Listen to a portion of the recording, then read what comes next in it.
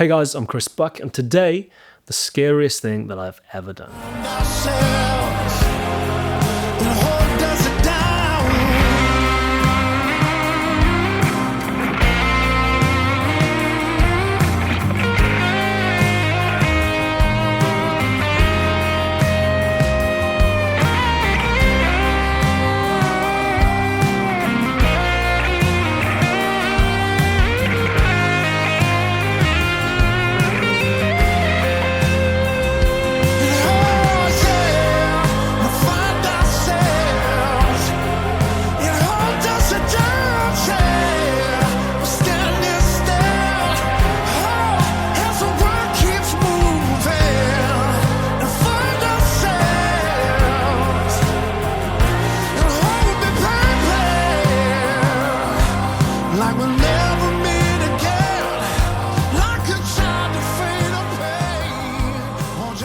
So today, Friday, May 23rd, 2025, marks the release of Cardinal Black's second album, Midnight at the Valencia. It's a pretty big day for myself and the band, I can't lie. It's the culmination of about 2 years worth of work, all told. We started writing these songs in June of 2025, and as much as I didn't admit it to anyone at the time, myself included, I guess, I found the entire process incredibly daunting. I've never been in a band that's got as far as a second record. I think the quote is actually attributed to Elvis Costello ultimately, but I've heard it from various sources over the years, but it resonated with me throughout the entirety of the process. You have your entire life to write your first record, and about 18 months to write your second. And it's true, it is incredibly true. So many of those songs on Cardinal Black's first album, Tied Up in Blue, Tell Me How It Feels, Warm Love, much as we only maybe released those in 2021 for the first time, or 2022, some of those were actually the better part of a decade old. Of course, January came close, came out in late 2022, and touring that album pretty hard was an incredible experience. It took us to countries and places and cities and venues all over the world that we had no expectation of ever being so fortunate to play, never mind selling out so many of those venues. But as much as that was an amazing experience, I guess, at least privately, it just served to mount on the pressure for that difficult second album. Touring can be quite hard work, creatively and physically and mentally draining, and you get to the end of that process and kind of feel spent. But then, of course, you have to sit down and write your second record, and you have to condense the entirety of that process from your entire life down into a couple of months. I'm not someone who can write on command. Pretty much everything I've ever written in my life will come out of the blue when I'm least expecting it. I can be sat on the sofa playing guitar, watching TV, just noodling away, and a chord progression will kind of come into my mind. Or I can be in a supermarket and a melody will start to kind of loop in my head. I cannot sit down with the express purpose of writing, so the prospect of condensing a lifetime, I guess ultimately, down into just a few months for this second record, as I said, found a little bit terrifying, but thankfully I've been far more diligent in documenting my ideas over the years than I'd ever given myself credit for. Now, very quickly, just before we go on, I want to say a massive thank you for the incredible response to our tour announcement this year. Of course, our first North American tour, UK and Europe, all in the space of a couple of months, and the response has been incredible.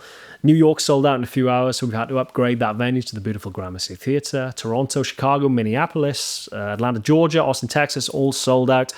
It's Troubadour in Los Angeles and the Independent in San Francisco soon to sell out as well at the current rate. Over to Europe then, we've had to add a second night in Amsterdam, and that's soon to sell out as well. Paris sold out in a few hours, and the response to the UK has been amazing as well. So thank you so much if you bought tickets or are considering coming to a show. Hopefully, I'll see you on the road.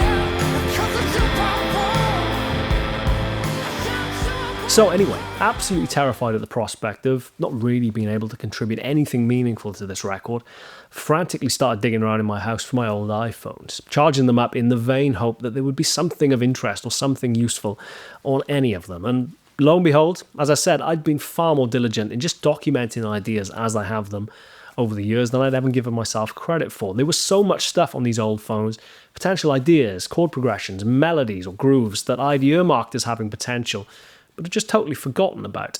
And so many of the songs that you've actually heard off the record already, Push Pull, Your Spark Blows Me to Pieces, for example, date back to about 2017. Ride Home, the first track on the album, has its origins in a demo dating back to 2011, so 14 years ago. And then Breathe, the track that you heard at the start of this video, has its origins dating back to about 2015. Really is just worth documenting your ideas as you have them, because you never know when they will come in useful. And as such, for me at least, the bare bones of the second record started to take shape very quickly. And of course, as your creative juices get flowing, so more ideas come. So couple that with the myriad songs that Tom brought to the table as well, and within about 2 or 3 months maybe, we had pretty much the outline of the second record. Fast forward to October 2023, and straight off the back of a run of shows in Norway, we flew out to Zurich, Switzerland, to Powerplay Studios in Mauer to start tracking the record. And very quickly, a collection of songs that I felt pretty positive about, admittedly, going into the sessions, started morphing into an album, which I am incredibly proud of. I know that's not particularly de rigueur. It's not particularly cool to say that you're proud of your own record, but I honestly don't think there's anything wrong in taking pride in your work or taking pride in a piece of work or an album, which honestly I think I'm right in saying has exceeded all of the expectations that we had going into this process. Getting to this point has been an immeasurable amount of work, and even though we've been incredibly fortunate to partner with the likes of 30 Tigers, a Nashville-based record label, who are helping with the distribution and marketing of the album, Cardinal Black is still principally a DIY band. Tom Tor manages the band and handles the accounts. Adam runs the merch arm of the business. I do any social media, content creation, design and marketing for the most part. We have our defined roles with it in the band, and we treat it very much as a business. I know that's not very cool, sexy, or rock and roll to talk about a band as a business, but if you want even the slightest hope of being able to earn a living as a musician in the 21st century, that is absolutely the route that you have to take, especially at a time when all of the kind of potential revenue streams that you have as a band either seem to be closing or being monopolized by bigger companies. Yes, it's pretty easy to paint a pretty bleak picture of the music industry, especially for DIY smaller bands like Cardinal Black. But if you're willing to do the hard miles, get your hands dirty, do the nitty gritty, and really have your defined roles within the band, the sky's the limit. Nobody cares about your band or your career as much as you do. And that team that you're waiting to kind of materialize around you, odds on you're already probably in a band with them. Just pull your finger out. Anything's possible.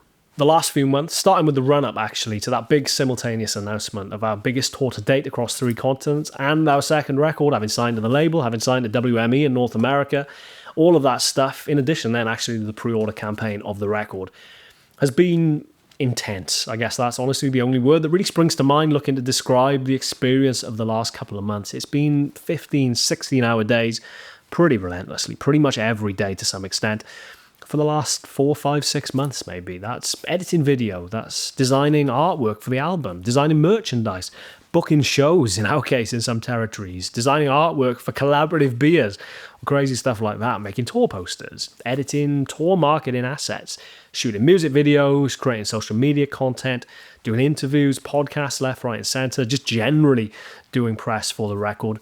There is an incredible amount of work. It is impossible to overstate how much work actually goes into a full-scale release of a record, and not even including the writing, recording, mixing and mastering of that record. But honestly, at the same time, there is no experience more rewarding as a musician to be on the cusp of releasing an album that, as I said, it's not particularly cool to say, but I am very proud of it. It's amazing to see the reviews already coming in, kind of really positive reviews, which is just mind-blowing. I'm just intrigued to see how people react to it, see it seep out into the wider consciousness, and these songs become yours and not just songs that exist solely on my MacBook.